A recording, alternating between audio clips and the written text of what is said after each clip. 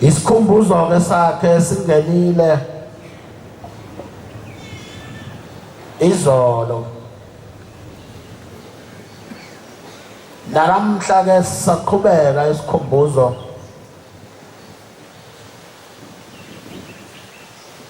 kuzoba isayidi nobaba nomama. Bonke uJehova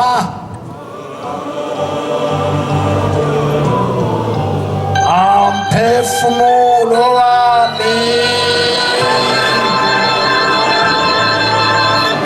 usenethuba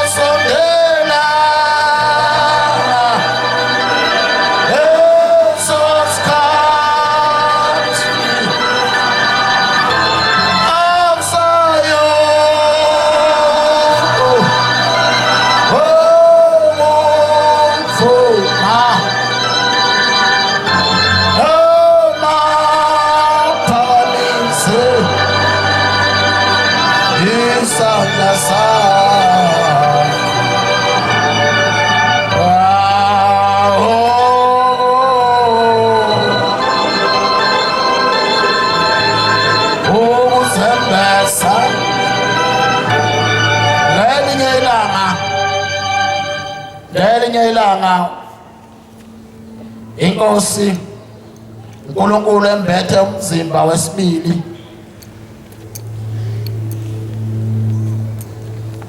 wafika isikhathi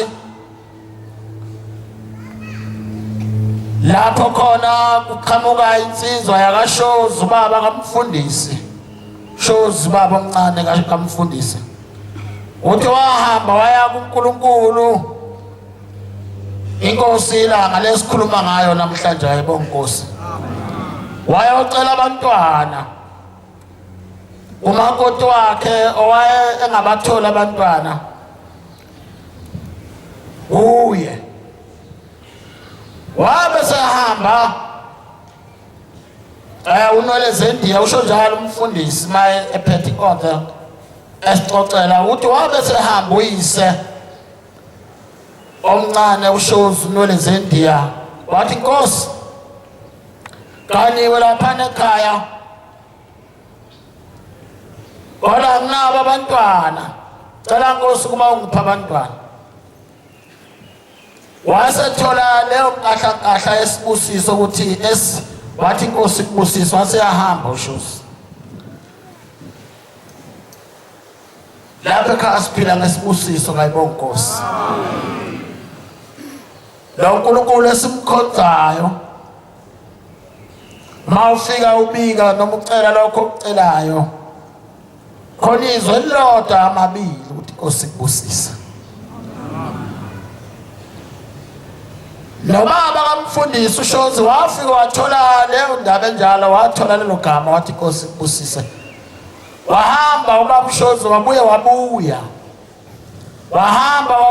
lokho ethola lelo gama lokuthi inkosi kubusise wahamba isikhathi wagcina sethi uNkulunkulu ushozi ndaba yakhe yangihlula wena ngiyafika njalo lapha ekhaya emzini wakho ngithi ngikulethela abantwana kodwa ngiyaye ngifike umakoti wakhe engalindile lapha ekhaya kuyalindwa maNazaretha amen mawucela into kuNkulunkulu esimkhonzayo unyazi lwezulu uyawulinde kuba kuyena uNkulunkulu ukuthi lonto uhlele ukuthi akunike nini ayibonga inkosi uthi ke ngiyaye ngifike njalo lapha emzini wakho shozi ngifike ngithole ukuthi umakoti wakho akalindile uthi umfundisi ushozi uthi mina wayenezandla ezinhle nemino encane emihle wawubuka ukuthi le mino lena ayifanelanga ukuthi ngagona umntwana khona uhlobo njalo lwamakoti asazi ukuthi sakwenze njani ngoba imizi yabo ubaba fanele siyakhe ngabo laba bantu ayibonga inkosi mawufuna ukwakha umuzi kababa noma wakini uhambe ebhentshini ufike ucela intombi uthi intombi ngicela uzoba umakoti wakithi ayibonga inkosi angazi uma uthole lelo hlobo likamakoti onjalo oluthi mina ngeke ngikwazi ukuphatha umntwana athi uNkulunkulu angasikhumbula wabekese esethi uNkulunkulu yabona shozi ukuze ngigcwalise lokho ukuthi mina ngiyafika ekhaya lakho ngilethela abantwana ngithola ukuthi umntana umakoti wakhe akalindile khona ikati elapha ekhaya kuwe shozi yabona leli kati limithi lizozala abantwana abathathu lo wesithathu umntwana uzophuma enesandla esizobe singamile sibheke phezulu uthi lo mntwana uyohlala insuku ezintathu bese uyafa lo mntwana wekati uthi ke shozi lo mntwana loyo awuthi maye sefile lo mntwana wekati umthathe uhambe uyokumngcwaba kahle ngesizotha ngoba kuzobe uyena umntana wakho lo wena ozobuzalweni lekati leyo ngane nje ekati ozoyibona inesandla esihlukile kunamanye ngoba bese uthatha lizokufa lohlala insuku ezintathu bese liyafa uthi uthatha ugoqe kahle uhambe uyomba ingcwaba lapho uzofika ungcwabe khona kahle ngoba lo mntwana kuzobe kungeyena umntwana wegadi kodwa kuzobe kumntwana wakho ngoba ngithema ngifika ngithi ngilethe umntwana kumakoti wakho ngamthola umakoti wakho engalindile.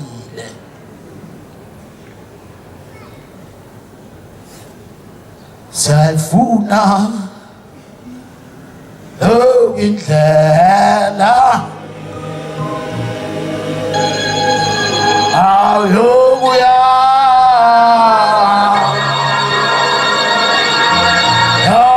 ekhaya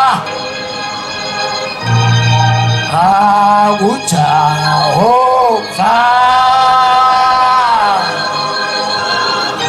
inkosi yethu. uthi la ngempela kwaphela insukwana lazala ikati usho njalo umfundisi Shozi mayesixoxela Pentecost uthi labe selizala ikati lathi mase sizela ikati waphuma umntwana oqala waphuma esibili wathi lo wesithathu waphuma esinye isandla sakhe esibheke phezulu. uthi nebala kwadlula insukwana waseyafa lo mntwana wekati waseyamthatha uShozi njengokusho kwenkosi wathi mthathe womthatha ufike umngcwabe kahle umbingcwaba umbeke kahle umngcwabe ngesizotha ngoba kuyobe kungeyena umntwana wekati kuyobe kumntwana wakho ngithi ngimlethe lapha kumakoti wakho ngathola umakoti wakhe ngalindile.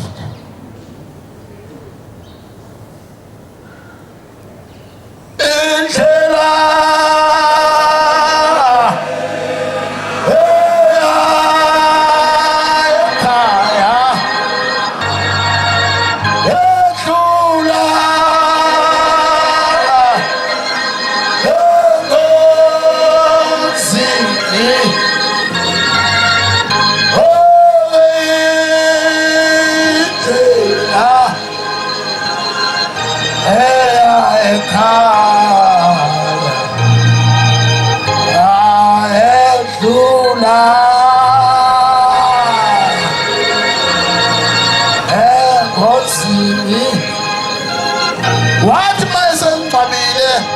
umelezendile ubaba uShozi wamngcwaba umntwana waleli kati wasemngcwaba kahle ngesizotha kwathi insuku wasehamba ya kuNkulunkulu ulanga phuma sikothe nabalotshwana yabahangula unqoke ephuza kwezinto izimo ezifishane usaba ukubuya nodaba umanda sithebeni njengensonyama ulanga phuma sikothe nabo laba balothayo labahangula wathi Nkosi zawuvuma kuwe ukuthi impela uvele ezulwini uNkulunkulu. Amen. Uthi uShozi inkosi yami sihleka kancane athi uthini Shozi wathi ngizovuma Nkosi ukuthi impela uvele ezulwini uNkulunkulu. Ayibonga Nkosi. Amen. Ngelinye ilanga kuqhamuka inkosikazi hayi kuqhamuka insizwa ubaba wekhaya uza lapha enkosini uthi Nkosi ngicela ukuba Nkosi unginikeze intombi ezogana lo mfana wami sekhulile sengifuna kuba makaganwe. Lebala uNkulunkulu wabe sebiza inkosazana ethile wabe kwaba khona lelo thuba ngaleso sikhathi lapho khona insizwa yayithi mayithi funa ukugana isicabanga ukuba yakho umuzi kayise noma yandisa umuzi kayise ebese yahamba kuya kuNkulunkulu uyakobika uyakocela kuye Nkosi cela ukuba ngandisa umuzi ngicela ukuba ngiganwe manje Nkosi bese uNkulunkulu bese ebiza leyo ngane ayithandile yena. Amen. Sake saba nalo nala enjalo lapha ekhaya ayibonga Nkosi. Kodwa wahamba isikhathi yabulawa yibo abazali bethu ngoba bathi abazali bethu hayi sikhathele ukuthi laba bantwana asibazileyo bakhethelwe inkosi bathi lokho akokwenza kwezakhe ingane Asi leso siqalekiso ukuthi sesasuka yini. Uma ngabe basisusa abazali bethu basisusa ngani. Kodwa khona isiqalekiso esinjalo. Wase seduba uShembe wathi ayenzani ngokubona kwenu. Bona namhlanje ngathi ama divorce maningi eNazaretha kanti divorce lapha ekhaya ayikho. Wahamba isikhathi wase ibiza ingane wathi mntanami woza lapha yathi mayifika eguqa yathi nangu lo baba uthi ucela kuba uyokomakhela umuzi. Cela kuba uganele ngane yakhe lo mfana wakhe omakhela umuzi. Zazi ezithi ke intombi ezazinenhlanhla ithi inkosi akwenzeke njengokusho kwakho.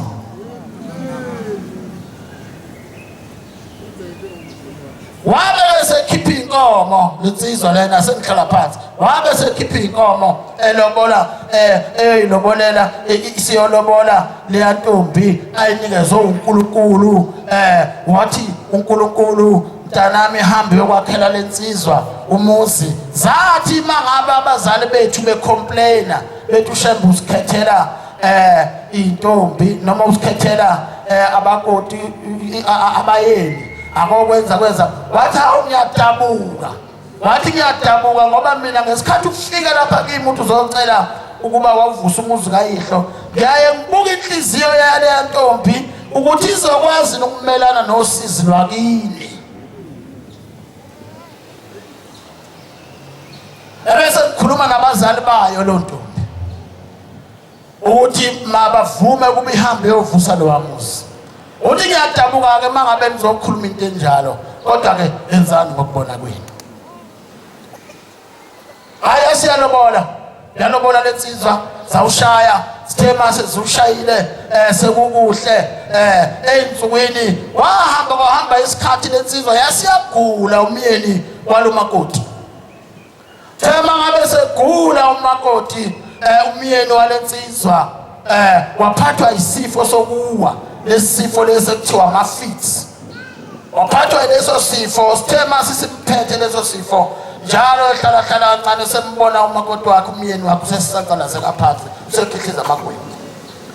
Wase ahamba wayobika wahamba noyisezala baya kuNkulunkulu. Iso lesikuNkulunkulu embethe umzimba wesibili. Sikhuluma ngelanga eNazaretha. Wathi Nkosi lo makoti ogana umntanami wanginikeza yena umyeni wakhe uyagula uphethwe isifo sokuwa. Wathi uNkulunkulu inkosi imbusisa. Waphinda wesibili uthe wesithathu njoba lensizwa ithi mangabe isifo lesisibi kakhulu esingadinga umuntu ukuthi ahlale yedwa engathi ngahlala nomuntu osihlale eseduze kwakhe emgadile ngoba mase simvukile lesifo kungenzeka ayiphose nasemlilweni kungenzeka ayiphose naso endaweni evele seyalimala. Manje ke umakoti walensizwa wayesehlala ke ehlezi lapha eduzane nomyeni wakhe wathi mangabe ehleli lapha eduze komyeni samvuka lesi sifo sathi masimvukile ngaleso sikhathi kuba lensizwa ibizidla ulimo lagcina ulimi lwakhe seliqhamuka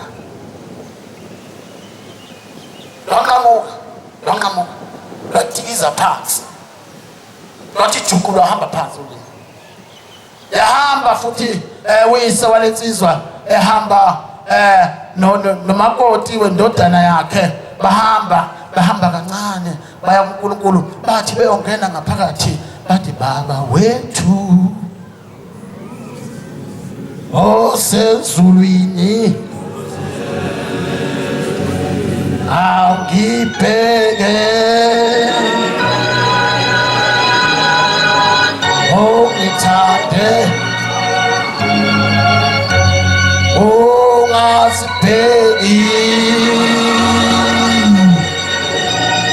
enzenazo. Wathi mangabe efika uNkulunkulu wathi Nkosi wathi njengamanje lo mntanami ulimi uselihamba phansi litikiza phansi. Yathi ndlo yathi ilanga lama-Afrika ilanga lomsa wathi hayi enza njena mnomzane, thatha lolu limi uhambe uyolifaka emgodini ebese ufika ubeka itshe phezu kwalowo mgodi. Awu maNazaretha, hayi kuhlupha isono, hayi isono esihluphayo. Uthi wathi wothatha itshe, wathi hamba nothasela inqamukile, wathi thathe itshe lelo limi lolo uhambe uyolifaka emgodini kusubeka itshe phezu kwalo. Ebese umakoti wakhe, wena makoti wakhe, njalo ude umphekela iphalishi, umphuzise iphalishi. Thema ngabe eselibekile eselithatha walithatha wahamba walifaka emgodini mumbe wasebeka itshe waya kuNkulunkulu wathi Nkosi sengilifakile itshe. Uhamba naye umalokazana wakhe akamshiyi, hamba naye umalokazana wakhe akamshiyi. Uthi baba ngikulolu hambo Sizi ezinye phezi hamba nami wemhlekazi ungangishiyi.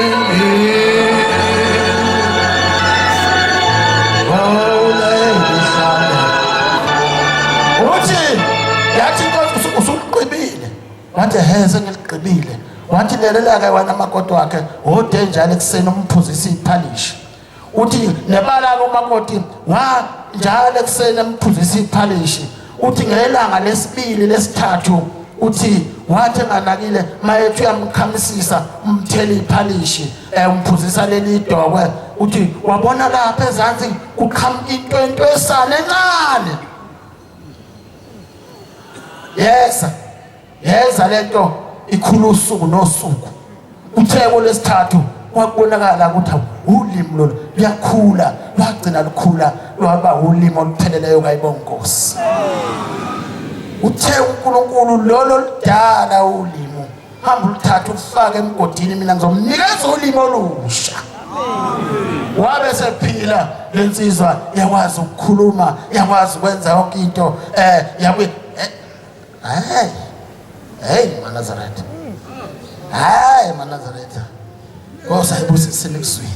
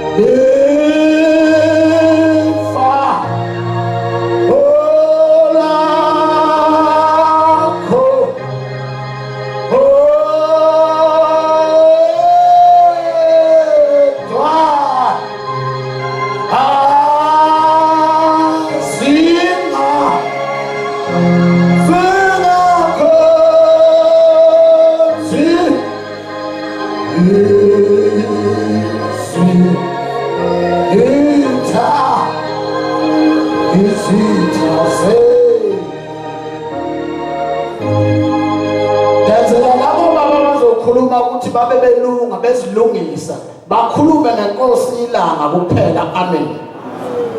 Oh namhla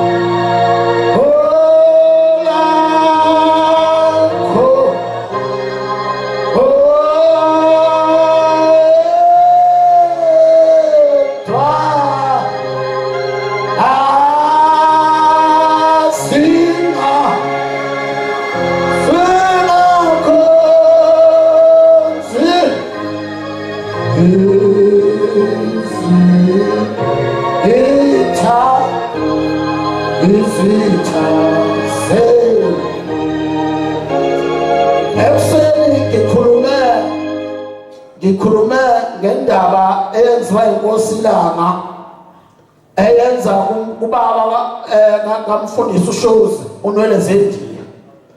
Lapho khona akhuluma ngonkosikazi wakhe uthi ngiyafika njalo ngilethe abantwana lapha kaShozi umkakho akalindi ngoba uthi uShozi nina wayene endenza lezinhle eneminyaka emincane ubona ukuthi le mina ayifanelanga ukuphatha abantwana.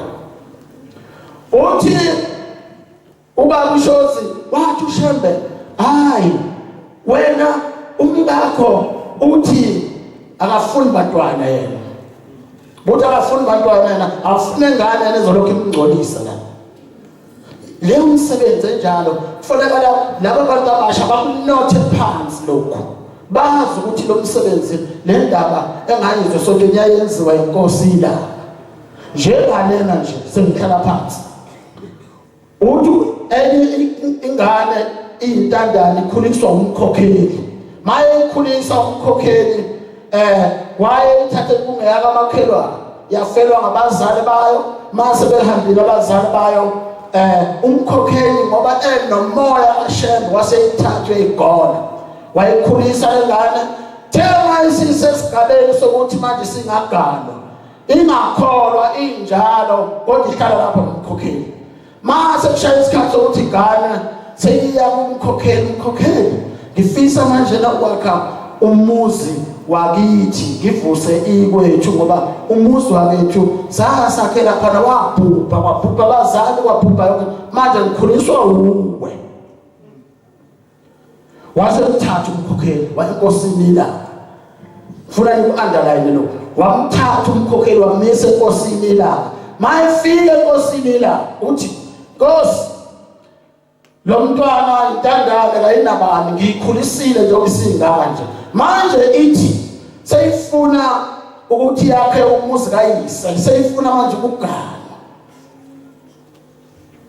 Bhekani-ke eNazaretha ukuthi lo muntu oqala ngalona iNazaretha kodwa ukhuliswa umkhokheli. Ithi inkosi kulungile ukhokheli usebiza ingane ethile uthi mntanami ngicela uhambe uyovusa uyogana lensizwa. Ithi cela ukuba uzoyivusela umuzi kayise uzomakhela umuzi kayise. Isithi-ke intombi Nkosi akwenzeke njengokusho kwakho. Amen. Uthatha inkomo ukuyilobola masinyane. Uma eyilobola masinyane zilungiseni madoda. Uma eyilobola masinyane wase esebiza ulokhuzana. Wabiza enye ingane khona lapha phakathi u-auntie wathi hamba umphekela amantongomane. Wasiyawapheka la mantongomane wasiyawaletha lowa ubhizi nokuhlanganisa manje inkomo zokuthi alobole le ntombi. Usethi hamba ungiphekela amantongomane mntanami uyawapheka amantongomane. Mase sefika uthi wena mfana osihlalela eduze kwakhe. Usehlala la eduze kwakhe ilanga lama-Afrika yezwa eNazaretha. Usehlala la eduze kwakhe uyayiletha lokuqala uletha lamantongomane amaphinathi. Uyawaletha useyawathatha ulapha esitsheni uthatha inkosi Langa ithatha amantongomane amabili elilodwa ifaka emlonyeni elilodwa ifaka kulensizwa elilodwa ifaka emlonyeni elilodwa ifaka kulenhlasuthi elilodwa akakholwa njalo lo muntu eNazaretha. Akalona iNazaretha insizwa nje ibhemela ugwayi iyayiphuzela futhi kodwa uthatha leli ntongomane aze aba u-8 lamantongomane. Mangabe lamantongomane u-8 uthi uyazi njengoba ngonika lamantongomane ngifaka kuwe abantwana ozobazala kule nkosazana engunika yona. Abantwana laba ozobazala kule nkosazana engunikeza yona. Uyezwa athi ngiyezwa Nkosi. Uphuza kuyidlela amahabulo uyibhemela ugwayi uzenzela yonke into ongayicabanga ngaphandle.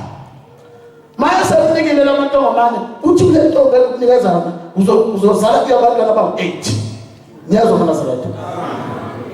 Wathi hamba ungenzela amasi.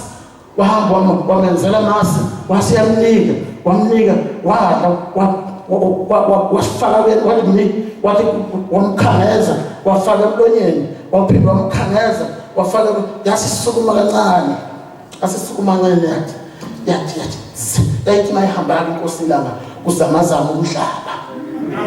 Yathi mayihamba kuzamazama izi yabe seyidilaya kancane yahamba kancane wathi akusukuma wasisukuma wathi mayisukuma wasemkhaba ngebhuzu maNazaretha wasemkhaba ngebhuzu lensizwa yandiza yathi mayindiza wathi lamase kade wabuyisa wonke wathi lalamantongomane akade wabuyisa kodwa ikakhulu kwazamasi wabuyisa wonke amasi wathi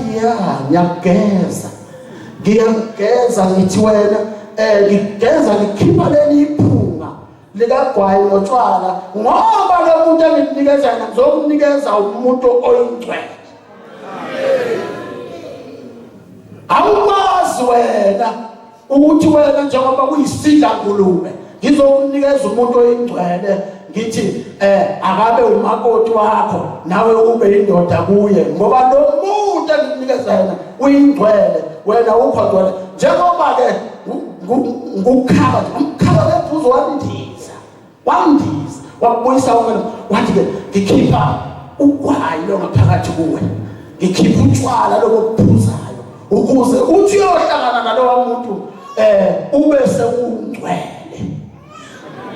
Wabe sebathola abantwana wahamba nesizwe lobola yaqeda washada wazala wase uyakhipha umuzi wakubo uyakhe ngendaba ekhulunywa uNkulunkulu wayihlela uthi njengoba ngenza kanjena akufu intombi yasephakameni ayithandi ngaphandle.